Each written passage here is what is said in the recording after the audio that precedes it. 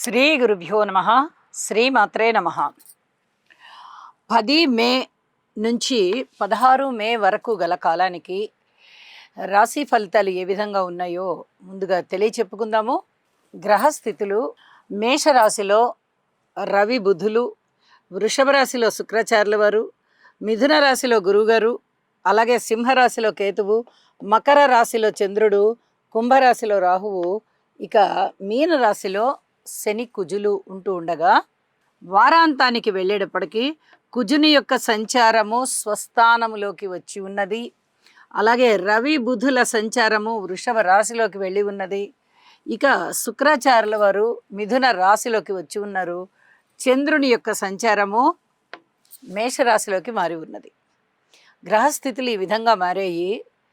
మొత్తం మీద చంద్ర కుజ రవి బుధ శుక్రాచార్యుల వారు 5 గ్రహాలు మారి ఉన్న కారణం చేత గ్రహ సమ్మేళనాల యొక్క ఫలితాలు ఏమిటి అనేది ముందుగా వారాంతంలో ఎలా ఉన్నాయో తెలియచెప్పుకుందాము. శని కుజుల కలయిక మనము చాలా వారాలుగా చెప్పుకుంటూ ఉన్నాము.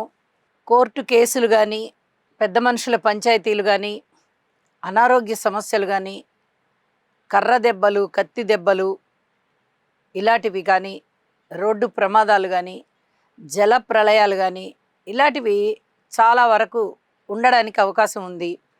ఈ శని కుజుల యొక్క కలయిక అంత మంచిది కాదు. కాబట్టి వీటికి శనిగ్రహ కుజగ్రహ స్తోత్రపారాయణాలు చేసుకోవాలి అని చెప్పి ఉన్నాను.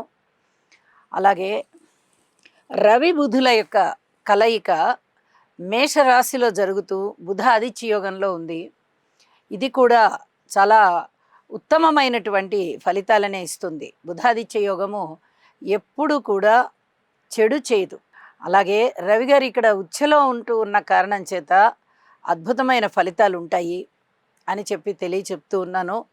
ఇక గ్రహాల యొక్క దృష్టుల ఫలితాలు ఏ విధంగా ఉన్నాయి అంటే, శనిగారి యొక్క తృతీయ దృష్టి శుక్రాచార్యుల వారి మీద ఉంది.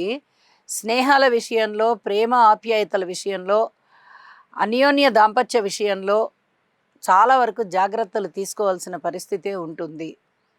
అలాగే గురువు గారి యొక్క నవమ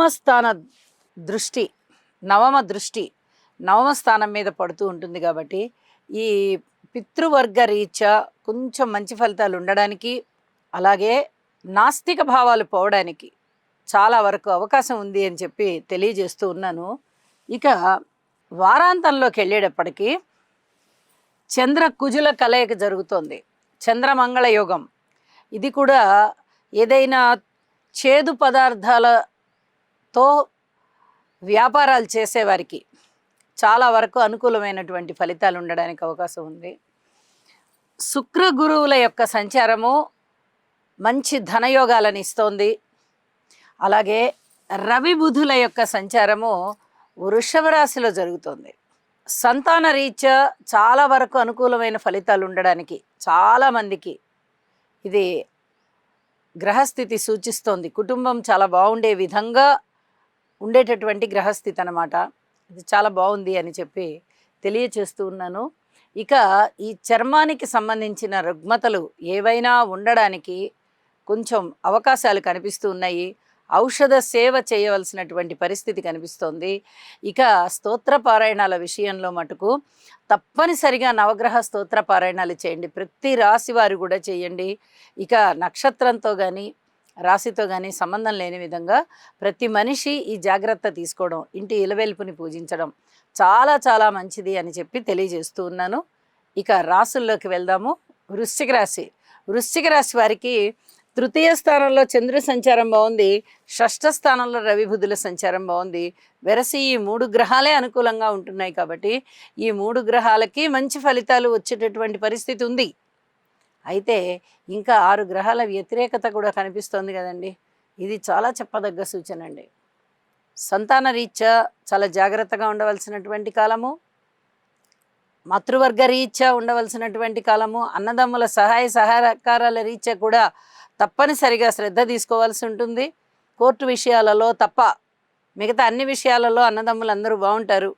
అలాగే మిగతా గ్రహాల యొక్క అననుకూలత కనిపిస్తూ ఉన్నప్పుడు తప్పనిసరిగా గ్రహాలకి శాంతి చేసుకోవడం అనేది చాలా చాలా ముఖ్యం అండి.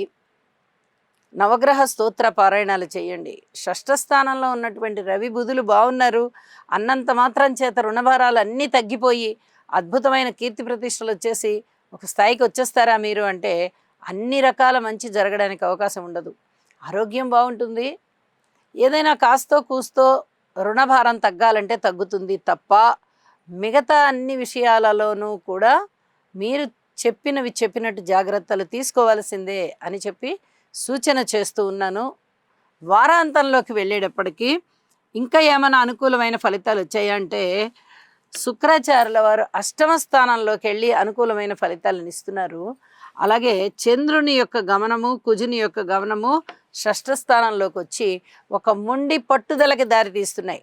మీ యొక్క ఆశయాలు కానీ మీ యొక్క ఆలోచనలు కానీ ఒక మొండి విధానానికి దారితీసి విజయావకాశాలను ఇచ్చేస్తోంది అని చెప్పి తెలియచెప్పడం జరుగుతోంది. ఏది ఏమైనా పరిహారాలు తప్పనిసరిగా చేసుకోండి.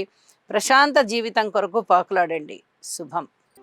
ఈ రాశివారు నవగ్రహ ధ్యాన శ్లోకం అయినటువంటి ఆదిత్యాయ చ సోమాయ మంగళాయ బుధాయ చ గురు శుక్ర శనిభ్యశ్చ రాహవే కేతవే నమః అనే మంత్రాన్ని ప్రతినిత్యము పఠించడం ద్వారా లేదా వినడం ద్వారా మీకు మరింత మేలు జరుగుతుంది. అలాగే మీ మనస్సంకల్పం ఏదైతే ఉందో అది సిద్ధించే అవకాశం ఉన్నది. గురుగ్రహ అనుకూలత కొరకు దేవానాం చ ఋషీణాం చ గురుం కాంచన సన్నిభం బుద్ధిమంతం త్రిలోకేశం తం నమామి బృహస్పతిం. ఓం హ్రాం హ్రీం హ్రౌం సహ బృహస్పతయే నమః. శనిగ్రహం యొక్క అనుకూలత కొరకు నీలాంజన సమాభాసం రవిపుత్రం యమాగ్రజం ఛాయామార్తాండ సంభూతం తం నమామి శనైశ్చరం. ఓం హ్రాం హ్రీం హ్రౌం సహ శనయే నమః.